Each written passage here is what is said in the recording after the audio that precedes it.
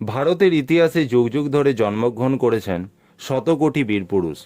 মহাপুরুষ স্বামী বিবেকানন্দ ছিলেন তাদের মধ্যে একজন অন্যতম মহান শক্তি। তিনি আজ থেকে 161 বছর আগে উত্তর কলকাতার সিমলা অঞ্চলে 1863 সালে 12ই জানুয়ারি কায়স্থ পরিবারে জন্মগ্রহণ করেন। পিতা বিশ্বনাথ দত্ত ও মাতা ভুবনেশ্বরী দেবীর কোল জুড়ে দত্ত পরিবারকে আলোকিত করেন। ছোটবেলায় তার নাম ছিল বিলে। সন্ন্যাস ধর্মগ্রহণের আগে তার নাম ছিল নরেন্দ্রনাথ দত্ত। ছোটবেলা থেকেই তিনি ছিলেন ভীষণ দুরন্ত, কিন্তু তার মেধা ছিল অসাধারণ। তিনি ছিলেন সাহসী ও কৌতূহলী, সব কিছু যাচাই করে দেখতেন। স্কুলে সব কিছু বিষয়ে তিনি ছিলেন সেরা। শরীরচর্চা, কুস্তি, ক্রিকেট এবং অন্যান্য খেলাধুলায় সবার দৃষ্টি আকর্ষণ করত। তিনি কলকাতার মেট্রোপলিটন ইনস্টিটিউট ও কস্টেজ প্রতিষ্ঠান থেকে বিএ পাশ করেন এবং প্রেসিডেন্সি কলেজেও পড়াশোনা করেন। তারপর হঠাৎ তার পিতার মৃত্যু হয়। বাবার মৃত্যুর পর বিবেকানন্দ পড়াশোনা ছেড়ে দেন এবং কলকাতায় মেট্রোপলিটন স্কুলে শিক্ষকতার কাজে যোগদান করেন। ওই সময় তার সংসারে ভীষণ অভাব অনটনের মধ্য দিয়ে কাটছিল। তাই জীবন কি, ঈশ্বর কি, তার মানে ঈশ্বর সম্বন্ধে জাগে নানান জিজ্ঞাসা। তাই তিনি ঈশ্বর সম্পর্কিত প্রশ্ন অনেককেই জিজ্ঞাসা করেন, সঠিক উত্তর কারুর কাছ থেকেই পাননি। 1880 সালে সিমলাপল্লীতে সুরেন্দ্রনাথ মিত্রের বাড়িতে প্রথম ঠাকুর রামকৃষ্ণ দেবের সঙ্গে সাক্ষাৎ হয় তরুণ নরেন্দ্রনাথের। নরেন্দ্রনাথের গান শুনে ঠাকুর তাকে দক্ষিণেশ্বরে যাবার জন্য আমন্ত্রণ জানান। এরপর তিনি দক্ষিণেশ্বরের সাধক শ্রী শ্রী রামকৃষ্ণ দেবের কাছে যান এবং তার প্রশ্নের সঠিক উত্তর পান ও তার সকল প্রশ্নের অবসান ঘটে। তিনি রামকৃষ্ণ দেবের খুব কাছের মানুষ হয়ে ওঠেন। রামকৃষ্ণ দেবের কাছ থেকে তিনি দীক্ষা নেন। শুরু হয় আধ্যাত্মিক জীবন।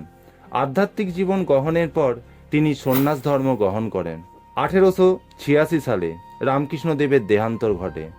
তারপর শুরু হয় তার দেশ বিদেশে ভ্রমণ। বিভিন্ন জায়গায় ঘুরে তিনি অন্তর দিয়ে উপলব্ধি করেন মানুষের দুঃখ দুর্দশার কথা। বিভিন্ন জায়গায় তিনি রামকৃষ্ণ মিশন প্রতিষ্ঠা করেন এবং সাধনার জন্য তিনি বেলুড় মঠ প্রতিষ্ঠা করেন। 1893 খ্রিস্টাব্দে আমেরিকার শিকাগো শহরে বিশ্ব ধর্মসভায় হিন্দু ধর্মের প্রতি বক্তৃতা দেন। তিনি আমেরিকাবাসীকে ভাতা ও ভগ্নী বলে বক্তৃতা আরম্ভ করেন এবং সকলের কাছে খুবই আকৃষ্ট হয়ে ওঠেন। তিনি দীর্ঘ সময় ধরে বোঝান হিন্দু ধর্মের মাহাত্ম্য। তার বক্তৃতায় সকলেই মুগ্ধ হন। আমেরিকা ও ইউরোপের বহু মানুষ তার শিষ্য হন। মার্গারেট নোবেল তার দীক্ষায় দীক্ষিত হয়ে ভারতে চলে আসে। তিনি আমাদের কাছে ভগিনী নিবেদিতা নামে পরিচিত, যার কথায় শুধু ভারত নয় সারা পৃথিবীর মানুষ অধীর আগ্রহের সাথে শুনেছিলেন। সেই বীর মহাপুরুষের অমৃতবাণী, বিবেকের বাণী। এরপর তিনি স্বামী বিবেকানন্দ নামে সকলের কাছে পরিচিত হন। তিনি মাত্র 39 বছর বয়সে বেলুড় মঠে 1932 সালের 4 জুলাই মহাসমাধিতে মগ্ন হন। সেই সমাধি থেকে তিনি আর জাগেননি। তিনি শুধু ধর্মীয়, সামাজিক, চিন্তাশীল, দার্শনিক ও সাংস্কৃতিক ও ভারতীয়দের আত্মচেতনা যোগাতে সাহায্য করেননি, তিনি তৎকালীন যুবক সমাজকেও প্রভাবিত করেছিলেন। তিনি মনে করেন এই যুবকরাই দেশের ভবিষ্যৎ, দেশের কাণ্ডারি। এই যুবকদের মাঝেই রয়েছে পজিটিভ এনার্জি। এই যুবকরাই দেশকে উন্নতির শিখরে পৌঁছাতে সাহায্য করবে। তাই তিনি যুবকদের উদ্দেশ্যে বলেছিলেন, জেগে উঠো, সচেতন হও এবং লক্ষ্যে না পৌঁছানো পর্যন্ত থেমো না। স্বামী বিবেকানন্দর সংক্ষিপ্ত জীবনের চালচলন, কথাবার্তা, চিন্তাধারা ছিল ভারতীয় জনসাধারণ ও যুবকদের এগিয়ে চলার অনুপ্রেরণা।